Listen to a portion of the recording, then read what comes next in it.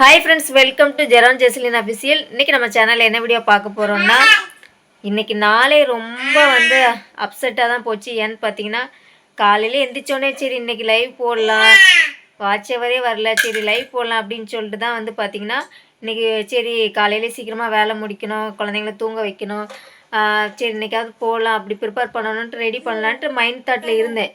திடீர்னு பார்த்தீங்கன்னா காலையில் என்ன ஆச்சுன்னா, ஹஸ்பண்ட் ஆஃபீஸ்க்கு போகணுங்கிறதுனால கடகடன்னு மார்னிங்கே சமைச்சிட்டேன். சமையல் முடிச்சுட்டு ஹஸ்பண்ட் ஆஃபீஸ் போயிட்டாங்க. சரி சரி அம்மா வீடியோ போட்டுக்கிற அழுகாத. ஜெஸ்லின் பாப்பா அழுதுகிட்டே இருந்தாங்க. சரி அவங்கள தூங்க வச்சுட்டு நம்ம காலையில் டிஃபன் சாப்பிட்லான்னு தூங்க வச்சுட்டு இருந்தேன். தூங்க வச்சுட்டு திடீர்னு பாப்பா கொஞ்ச நேரம் தூங்கினாங்க. தூங்கின சைட் கேப்பில் பார்த்தீங்கன்னா வீட்டு வேலையெல்லாம் செஞ்சு முடிச்சிட்டேன். ஏன்னா அங்கங்கே மோண்டு போட்டிருந்தாங்க, யூரின் போயிருந்தாங்க. சரி அதையெல்லாம் தொடச்சி டெட்டால் போட்டு தொடச்சி வீட்டெல்லாம் சுத்தமாக க்ளீன் பண்ணிவிட்டேன். நேற்று நைட்டு பார்த்தீங்கன்னா வீட்டில் நிறைய எல்லாமே பொருளெல்லாம் அங்கங்கே இருந்த மாதிரி இருந்துச்சு. அதனால் எல்லாத்தையும் அரேஞ்ச் பண்ணி மூட்டை கட்டி மேலே போட்டு அதே மாதிரி வீடை கொஞ்சம் க்ளீன் பண்ணிகிட்டு இருந்தேன். திடீர்னு பார்த்தீங்கன்னா பாப்பா தூங்கிட்டு அழுதுட்டு இருந்தாங்க. தொட்டிலே தான் அழுதுகிட்டு இருந்தாங்க. அதுக்குள்ளே நான் ஜெரான் குட்டியை குளிப்பாட்டிக்கிட்டு இருந்தேன்னா, சரி தொட்டிலே இரு பாப்பா நான் வந்துடுறேன்னு சொல்லிட்டு அவனை குளிக்க வச்சுட்டு அவனை தொடச்சிட்டு அவனுக்கு ட்ரெஸ் பண்ணிவிட்டு பாப்பாவை தூக்கிட்டேன். தூக்கும்போது என்னன்னு பார்த்தீங்கன்னா, பாப்பா காதுலேருந்து கம்மல் கீழே விழுந்திருக்கு. அதை நான் கவனிக்கலை. பாப்பாவை கீழே இறக்கி விட்டு பாப்பாவுக்கும் ஃபீட் பண்ணிவிட்டு அதுக்கப்புறம் அதை விளையாட விட்டேன். ஜெரான் பாப்பா தொட்டிலில் இப்படி எப்போவுமே ஊஞ்சல் ஆடுற மாதிரி ஆடுவான். அது மாதிரி ஆடிட்டு இருக்கும்போது என்னடா இவன் கையில் ஏதோ வச்சுட்டு இருக்கானே அப்படின்னு மினுங்குது. அது மாதிரி நான் கொஞ்சம் தூரமாக உட்காந்துட்டு இருந்தேன். அவன் கையில் வச்சுருக்கும்போது ஏதோ மினுங்குது அப்படின்னு பார்க்க பாப்பா காதில் இருக்க கம்மலை வச்சுருக்கான். என்னது இவன் கையில் கம்மல் எப்படி போச்சுன்னு பாப்பாவை பார்க்குறேன். பாப்பா காதில் ஒரு கம்மலை காணும். சரின்னு சொல்லிட்டு என்ன பண்ணுறது, கம்மல் கிடச்சிருக்கு. அந்த சொரம் இங்கே தான் விழுந்துருக்குமா, இல்லைன்னா பாப்பா காலையில் வெளியிலலாம் விளையாடிட்டு இருந்தாங்க. அவங்க அப்பா ஆஃபீஸ் போகும்போது வெளியில் வர போனாங்க. ஒருவேளை வெளியில் விழுந்துச்சா, யாராவது தூக்கிட்டு போயிட்டாங்களா, இல்லை யாரும் தூக்கிட்டுலாம் போக மாட்டாங்க. அது சின்ன திருகுங்கிறதுனால மண்ணுக்குள்ளே கிடக்குன்னு சொல்லிட்டு எல்லா இடமும் தேடி பார்த்தேன். ஹஸ்பண்ட்ட கால் பண்ணி சொன்னதுக்கு நீ வெளியில் தேடி வீட்டுக்குள்ளே கிடந்தா கூட நம்ம பார்த்துக்கலான்ட்டாங்க. வெளியில் உட்காந்து பெருக்கி தேடி பார்க்குறேன், வெளியில் கிடைக்கவே இல்லை. வீட்டுக்குள்ளே உட்காந்து எல்லா இடமும் அதுக்கு மதியம் சாப்பிடவே இல்லை. இப்போ கூட வீடியோக்காக தான் சும்மா மேலே வாரி விட்ருக்கேன். ஃபுல்லாக க்ளீன் பண்ணி அதை காட்டுறேன், நானே உங்களுக்கு காட்டுறேன் என்னென்ன க்ளீன் பண்ணேன்னு. பெட்டுக்கு பின்னாடி பார்த்தா எல்லாத்தையும் தின்னுட்டு அப்படியே போட்டு வச்சுருக்காங்க. அதை ஃபுல்லாக க்ளீன் பண்ணி பீரோ கடியில், ஃப்ரிட்ஜு கடியிலன்னு ஒவ்வொன்றா கிட்டத்தட்ட ஒரு வீட்டையே ஒரு 50 டைமுக்கு மேலே பெருக்கியிருப்பேன்.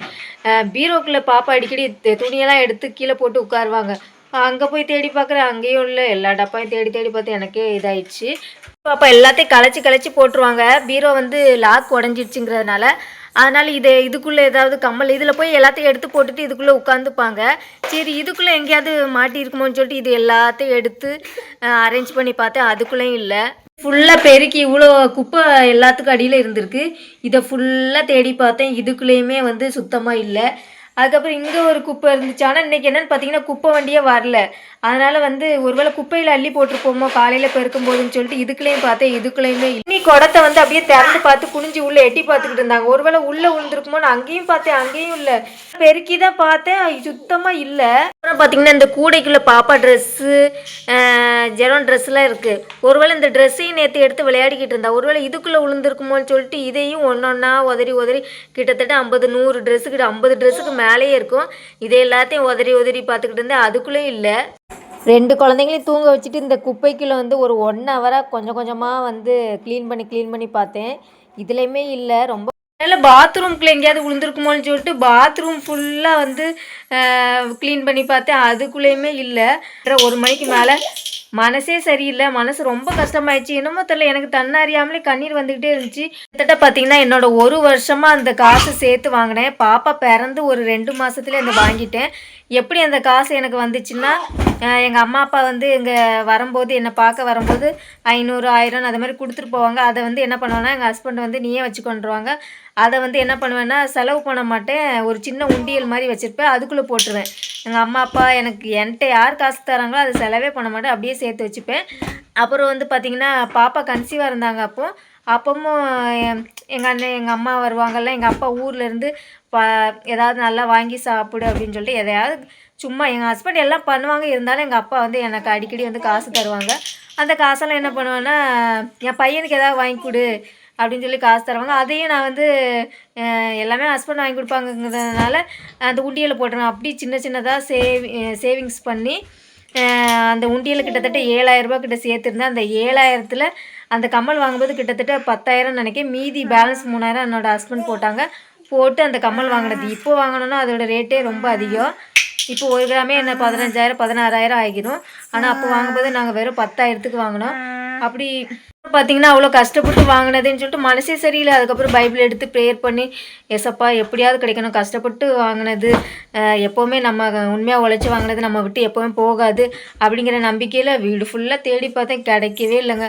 கடைசியில் சரி கிடைக்கணுன்னு இருந்தால் கிடைக்கும்னு சொல்லிட்டு இன்றைக்கி தெரு வெளியில் நேற்று கடைக்கு கூட்டு போனேன். அது புதுசாக காது குத்துனதுனால கம்மல் வந்து ஸ்ட்ராங்காக இருக்கும், ஒரு வேளை நேற்றே விழுந்துருக்குமோ அப்படின்னு சொல்லிட்டு தெருவில் நேற்று கடைக்கு கூட்டு போனேன் பாப்பாவை.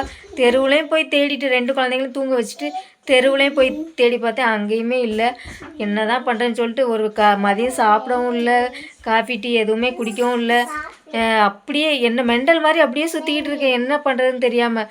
அப்புறம் சரி திருகு தானே இப்போ கம்மலாவது கிடச்சிச்சே. அதில் என்ன மெயின் ரீசன்னா கீழே தொங்காட்ட மாதிரி ஒன்று இருக்கும். அதை வந்து 2 நாளைக்கு முன்னாடி தான் கலத்தினேன். ஏன்னா வந்து சின்ன பாப்பா இல்லை, அது வந்து காது சீக்கிரமாக வந்து தொங்கிரும் அப்படின்னு சொல்லிட்டு தொஞ்சிரும்னு சொல்லிட்டு 2 நாளைக்கு முன்னாடி தான் கலத்தினேன். கீழே இருக்க அந்த பொட்டு ஜெரம்னு கண்டுபிடிச்சிட்டான். கையில் வச்சுருந்தாலும் வாங்கிட்டேன். அந்த திருகாணி தான் காணாமல் போயிடுச்சு. என்னதான் இருந்தாலும் அந்த திருகு வாங்கினாலும் 2,000 3,000 கொடுத்தா தான் அது வாங்க முடியும், சும்மா தரமாட்டாங்கல்ல. ஒரு நாள் இவ்வளோ லாஸ் ஆகிடுச்சின்னு சொல்லிட்டு ரொம்ப கஷ்டப்பட்டு வெக்ஸாகி அப்படியே உட்காந்துக்கிட்டு எல்லாத்தையும் க்ளீன் பண்ணி பார்த்துட்டு இங்கே கிடைக்குமா அங்கே கிடைக்குமான்ட்டு சரி நைட்டு வந்து 9 மணி ஆக போகுது. ஜெரோன் வந்து அம்மா பசிக்குது, சேமியா செஞ்சுத்தான்னா சரி அவனுக்கு செஞ்சு கொடுக்கலான்னு சொல்லிட்டு மறுபடியும் என்னை நம்பாமல் வந்து இங்கே கிடக்குமான்னு மறுபடியும் கிச்சனுக்குள்ளே தெரியும். ஏன்னா பாப்பா காலையில் நான் சமைக்கும் போது கிச்சனில் தான் நிறைய டைம் நின்றுக்கிட்டே விளையாடிட்டு இருந்தாங்க. ஒருவேளை அங்கே இருக்குமான்னு மறுபடியும் தேடி பார்க்க திடீர்னு பார்த்தா 2 குடத்துக்கு நடுவில் சின்னதாக மினுங்குது. ஆனால் அங்கே நான் பெருக்கி கிட்டத்தட்ட அங்கேயும் ஒரு 10 டைம் கிட்ட தேடி பார்த்தேன். ஆனால் அப்போ என் கண்ணுக்கு தெரியல. திடீர்னு பார்த்தா மினுங்கிச்சு. ஒருவேளை நைட் டைமில் வந்து நான் திடீர்னு நைட் டைமில் நல்லா பளிச்சுன்னு தெரிஞ்சா என்னன்னு தெரியல. பார்த்தா அந்த இது திருகாணி கிடச்சிச்சு. எனக்கு அவ்வளோ சந்தோஷம் மனசுக்குள்ளே. நான் ப்ரேயர் பண்ணிக்கிட்டே இருந்தேன், ஏசப்பா எப்படியாவது கிடச்சா நான் கண்டிப்பாக இதை யார்ட்டையாவது சொல்லுவேன், நான் இதை மாதிரி ப்ரேயர் பண்ண எனக்கு கிடச்சிச்சின்னு சொல்லிட்டு ரொம்ப சந்தோஷமாக இருந்துச்சு. அதுக்கப்புறம் தான் சரி இப்போ தான் நிம்மதியாகிடுச்சு. ஏதோ கேட்டிங்கன்னா நான் சின்ன வயசுலேருந்து எங்கள் அம்மா அப்பா ரொம்ப கஷ்டப்பட்ட ஃபேமிலி. இருந்தாலும் ஏதாவது ஒரு பொருள் வாங்கி கொடுத்தாங்கன்னு வச்சுக்கோங்களேன், அது ரொம்ப நாள் வச்சுருப்பேன். என்னென்ன பொருள்னு காட்டுறேன் பாருங்கள். கண்ணாடி வந்து பார்த்திங்கன்னா 2012 நான் ஹாஸ்டல் படிக்கும்போது எங்கள் அப்பா எனக்கு வாங்கி கொடுத்த கண்ணாடி. இந்த நெயில் கட்ரு பார்த்திங்கன்னா இதுவும் நான் ஹாஸ்டல் படிக்கும்போது 2012 வாங்கி கொடுத்தது. இப்போ என்ன வருஷம் 2026, கிட்டத்தட்ட 14 வருஷம் இருக்கும்னு நினைக்கிறேன். 14 வருஷமாக வந்து இதை நான் பத்திரமா வச்சுருக்கேன். ஆனால் அதே மாதிரி என்னோடய கேரக்டர் அதனால் ஏதாவது அப்படி ஒரு சின்ன பொருளே நான் பத்திரமா வச்சுருக்கும்போது இதுக்கு ஒரு கோல்டுன்னொடனே எனக்கு ரொம்ப மனசு கஷ்டமாக இருந்துச்சு. இப்போ கிடச்சோன்னே ரொம்ப சந்தோஷமாக இருந்துச்சு. சரி மொட்டை கதோடு இருக்கு பாருங்க. கம்மலை தொலைச்சிட்டல்ல. இந்த 2 கம்மலில் தான் ஒரு கம்மல் முழுசாக காணாமல் போயிடுச்சு. அதில் ஒன்று என் பையன் கையில் வச்சுருந்தான்னு கண்டுபிடிச்சிட்டேன். இன்னொன்று தான் வந்து பின்னாடி இருக்கிற திருகு, அதுவும் எப்படியோ கிடச்சிச்சு நண்பர்களே. இப்படி தான் மனசு ரொம்ப கஷ்டப்படுத்தி ஒரு வழிப்படுத்திட்டாங்க.